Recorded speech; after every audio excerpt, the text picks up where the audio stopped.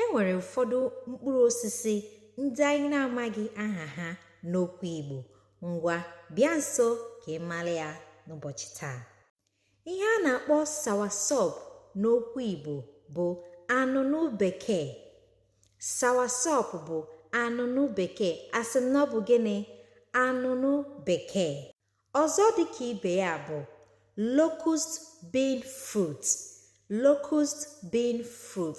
Gịnị ka nke a pụtara? Ihe ọ pụtara bụ ogiri. Ogiri bụ locust bean fruit. Ọzọ dịkwa ka ibe ya bụ breadfruit.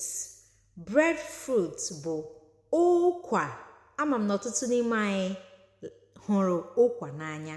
Ụkwa bụ breadfruit.